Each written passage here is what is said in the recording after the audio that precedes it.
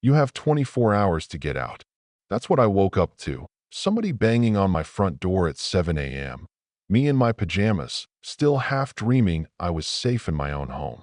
I open up, and there stands Lydia Carmichael, queen of the Willow Creek Homeowners Association, with that sour lemon look on her face and a pile of official-looking papers clutched to her chest, like she's serving an eviction notice from the king himself. She doesn't even let me get a word in, just hands me the stack and says, real slow, "Your house isn't yours anymore. It's been auctioned off. Non-payment of HOA fees." I swear I could feel my brain freezing over, 'cause I paid every fee, on time, like clockwork. But Lydia, she always did hate a neighbor with their own mind. She had a way of making you feel like you were in trouble just for having the wrong color mailbox. Let me back up a sec. 3 years earlier, I'd moved into Willow Creek Estates, thinking I'd finally made it. Tree-lined streets, everybody's yard magazine perfect, block parties every summer. But paradise came with a 10-page rulebook and a dictator in a power suit. Lydia ran the HOA like she'd been elected by God, not the neighbors, hiding behind committees and bylaws nobody actually read. First time I crossed her was over paint. I'd picked this color, sunset peach. Looked like the last rays of a July evening. And I was proud, you know? Within a week, I get my first violation letter. Not in compliance with approved palette, must be beige, taupe, or if you're feeling wild, eggshell. I fought it. I lost. That was just the beginning. That IT was like Lydia had a camera trained on my house 24 hours a day. Trash bins weren't lined up exactly 2 feet from the curb. That's a violation. Grass too long. Violation. Dog barked at a squirrel. One time. Suddenly I'm a menace to society. It's almost funny looking back, but at the time, the fines started piling up, and you know what? I paid them, or at least, I tried. Funny thing, payments started going missing. My bank had receipts, but the HOA treasurer, a Lydia loyalist since day one, said their system must have lost it. Then came the liens. I tried to lawyer up, but by then, the paperwork was a mess, and I swear, it felt like the whole system was built to squeeze folks like me out. So there I was, staring at Lydia's smug face on my own porch, about to be tossed out of the one place I'd finally started to call home. She thought she'd won. She thought she'd driven off another troublemaker.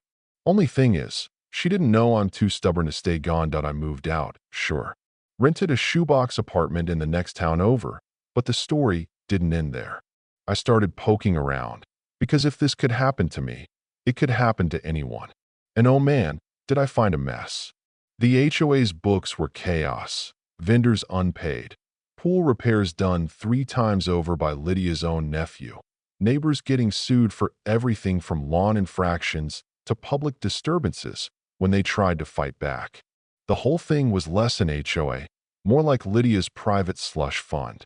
She'd been siphoning off late fees, running them through some shell company she thought nobody'd catch. But, like my grandma used to say, don't put your name on things you'd rather keep secret. And Lydia left digital fingerprints everywhere, but I needed backup. Enter Dave Mendoza, old friend from college, now a real estate shark with a sixth sense for poetic justice. Dave's the type of guy who calls the system's bluff, and when I told him about Lydia and her house of cards, he just grinned and said, "You want to buy the HOA?" I laughed. But Dave? He was serious.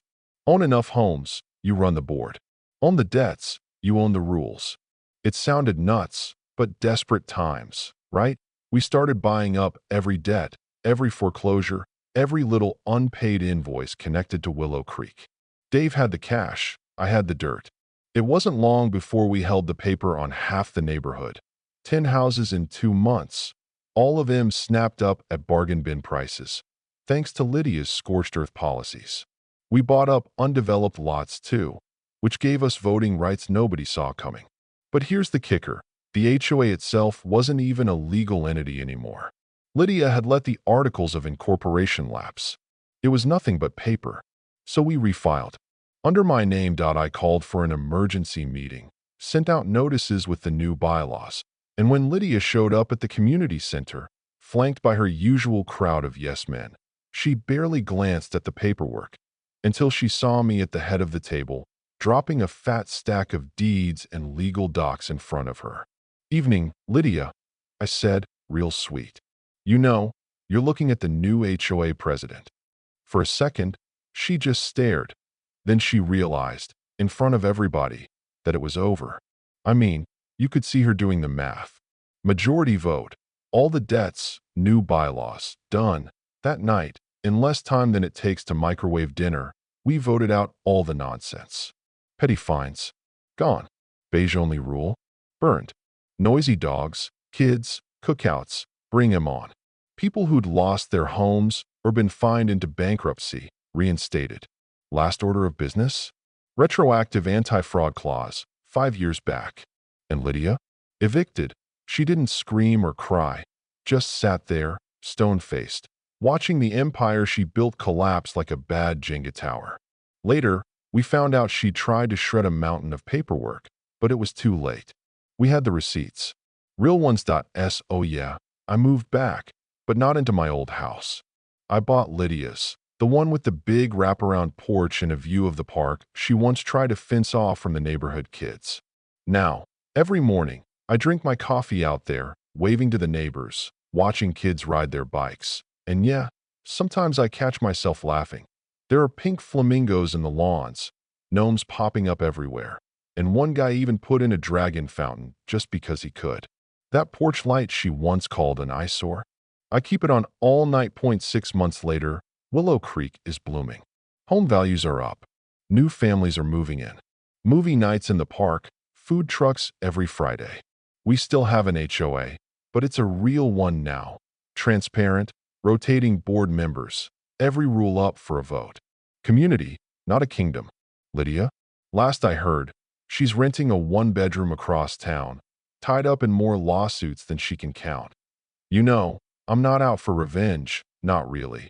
But sometimes, justice just looks a little bit like payback. Turns out, the sweetest kind of victory is one you can share with a neighborhood full of people who remember what home is supposed to feel like.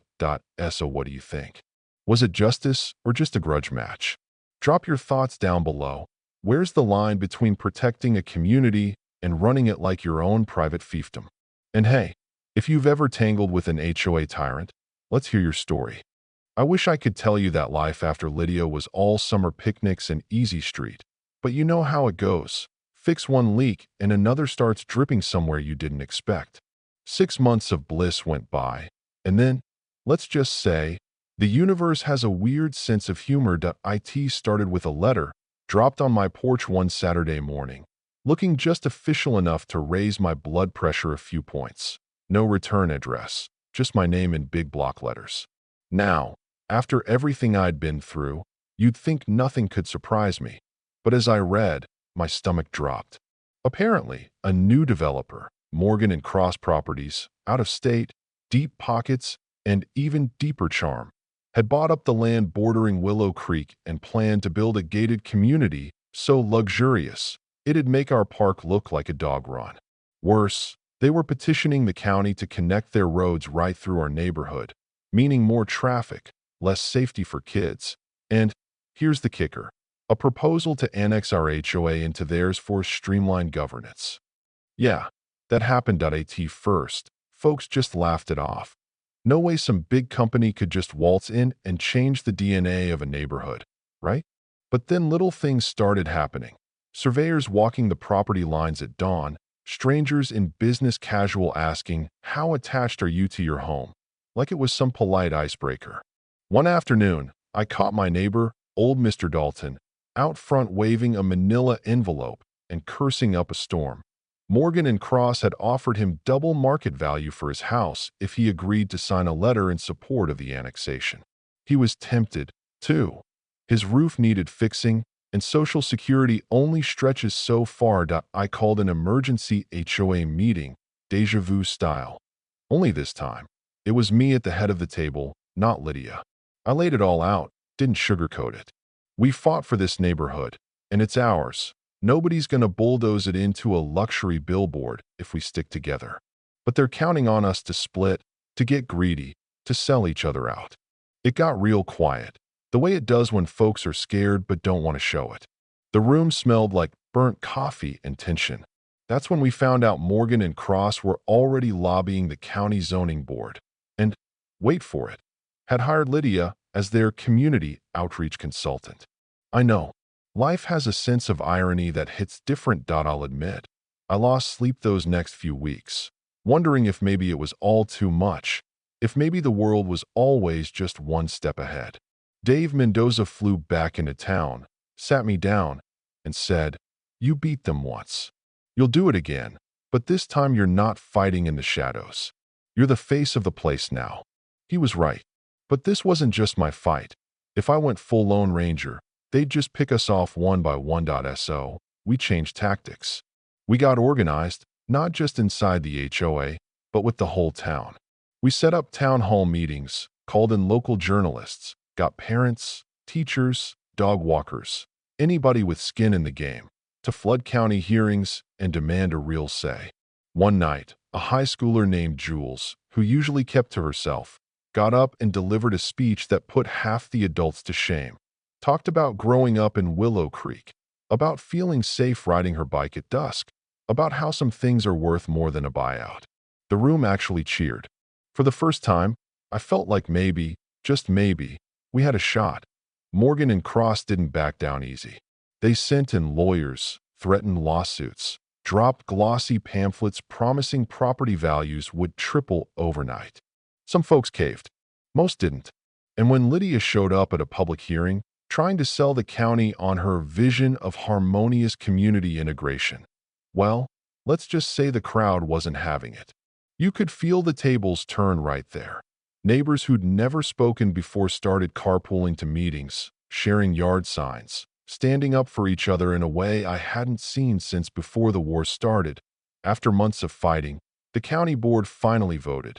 No annexation, no new road, no forced merger.